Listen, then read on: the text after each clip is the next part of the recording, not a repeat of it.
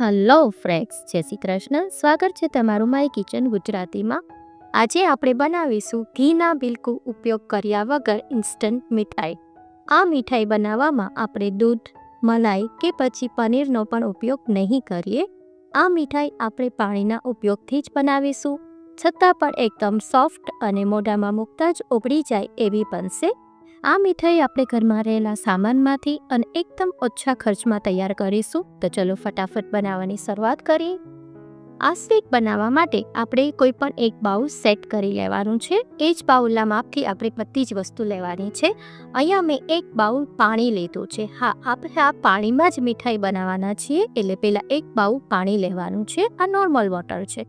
હવે આપણે એક હેવી બોટમની કઢાઈ લેવાની છે. અહીંયા મેં નોનસ્ટિક પેનનો ઉપયોગ કર્યો છે.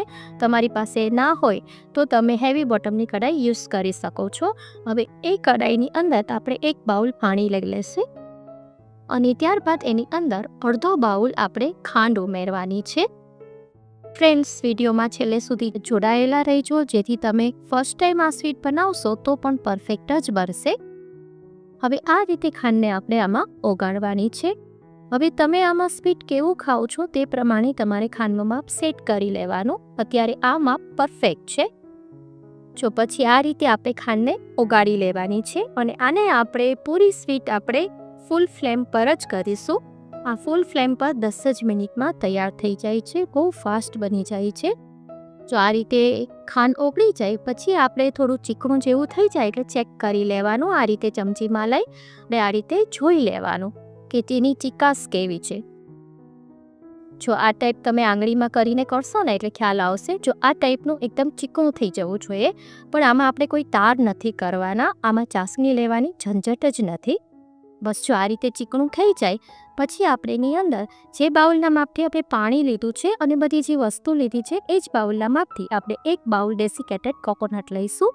આ જે નાળિયેરનું ખમણ રેડીમેડ મળે છે તેનો જ મેં યુઝ કર્યો છે. હવે નાળિયેરનું ખમણ એમાં ઉમેરી પાણીની જે ખાંડવાળું પાણી છે એમાં ઉમેરી અને તરત જ મિક્સ કરી લેવાનું છે. અને તરત જ એની અંદર આપણે અડધો બાઉલ મિલ્ક પાવડર ઉમેરવાનું છે. તમે આ રીતે તરત જ મિલ્ક પાવડર ઉમેરશો એટલે એમાં ગાંઠા નહીં પડે. નહીં તો શું થાય છે, ઘણીવાર આ રીતે મિલ્ક પાવડર ઉમેરવાથી ગાંઠા પડવા લાગે છે. એ ગાંઠા નહીં પડે અને પછી તમારે એને આ રીતે હલાવવાનું છે. જો તમને આજની રેસીપી ગમે તો લાઈક કરજો, શેર કરજો અને માય કિચન ગુજરાતીને સબસ્ક્રાઈબ કરી દેજો અને બાજુમાં આવેલા બેલ આઇકનને પ્રેસ કરી દેજો, જેથી આવનારા બધા જ નવા વિડીયોનું નોટિફિકેશન તમને મળી જાય. જો પછી આ રીતે આપણે હલાવતા રહેવાનું છે અને ફૂલ ફ્લેમ પર જ કરવાનું છે.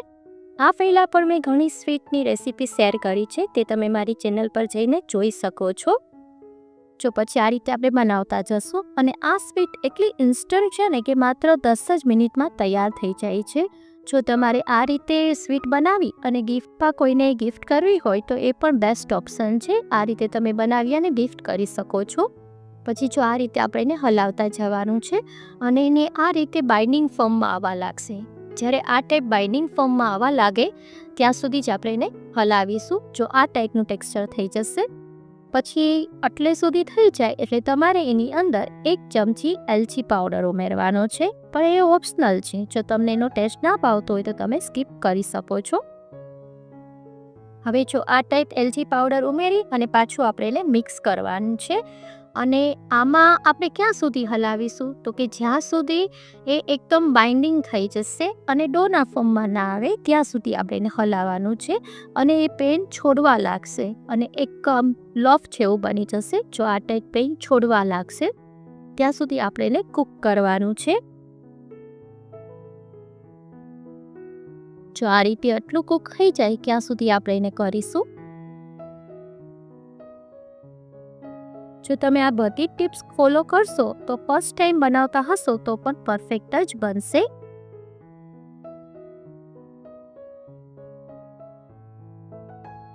હવે આમાં પછી આપણે જોઈ લેવાનું. જો આ ટાઈપે પેન છોડવા લાગે એટલે પછી આ રીતે એની ચમચામાં લઈ અને ચેક કરવાનું. જો એ ચમચામાંથી ઇઝીલી પડી જાય, એમાં ચોટે નહીં, એટલે આપણું બેટર પરફેક્ટ થઈ ગયું છે. જો એ રીતે આપણે આખું બનાવી લઈશું. હવે જો આ સરસ થઈ ગયું છે. આ ટાઈપનું આપણે બેટર જોઈએ છે. હવે આપણે ગેસની ફ્લેમ ઓફ કરી દઈએ અને એને આ રીતે એક ટ્રેની અંદર મેં બટર પેપર લગાવી અને લઈ લીધું છે. જો આ રીતે એકદમ લોફ જેવું બની જશે, એક આખું ડો બની જશે, એ ટાઈપનું આપણે બનાવવાનું છે. હવે અહીંયા મારે ઘીનો બિલકુલ યુઝ નહોતો કરવો, એટલે મેં બટર પેપર યુઝ કરેલું છે, એટલે ઇઝીલી અનમોલ્ડ થઈ જાય. અને જો તમારી પાસે બટર પેપર ના હોય તો તમારે પ્લેટની અંદર ઘીથી ગ્રીસ કરી અને આ પાથરી દેવાનું. પછી આ રીતે એને એક સરખું કરી લેવાનું. હવે જો આ રીતે બધું જ આપણે એક સરખું કરી લઈએ અને આને આપણે થોડા મોટા પીસ બનાવવા છે, એટલે થોડું આ રીતે સ્પેચ્યુલાથી સેટ કરી લેવાનું છે. હવે આ રીતે વાટકીની મદદથી એને ઇવનલી સ્પ્રેડ કરી દેવાનું છે. હવે આ આપણે અત્યારે દિવાળીની સ્વીટ બનાવીએ છીએ, એટલે થોડી ડેકોરેટિવ પણ કરીશું. એટલે પહેલાં આ રીતે તમારે કોઈ પણ ચમચાની મદદથી એને થોડા માર્ક કરી લેવાના, એટલે એક સરખા પીસ પડશે. જો આ રીતે થોડા માર્ક કરી લઈશું ને પછી આપણે એની અંદર એક અલગ રીતે ડેકોરેશન કરીશું, જે રીતે માર્કેટમાં મળે છે કંદોઈની દુકાને, એ રીતે કરીશું. પછી આપણે પિસ્તાની ચિપ્સ કરવાની છે, અને પિસ્તાના ચિપ્સની પણ હું તમને એક ટીપ શેર કરું કે પિસ્તાની જો તમારે આ રીતની ગ્રીન ચિપ્સ કાપવી હોય એટલે પિસ્તાને 10 મિનિટ સુધી તમારે એને પાણીમાં પલાળી દેવાના, નોર્મલ વોટરમાં પલાળી દેવાના, અને 10 મિનિટ પછી એની જે છાલ છે ઇઝીલી રિમૂવ થઈ જશે. પછી તમે કપડાથી લૂછી અને એની છાલ કાઢી નાખો અને પછી એની ચિપ્સ કરો તો આ ટાઈપનો એકદમ ગ્રીન કલર થશે એનો.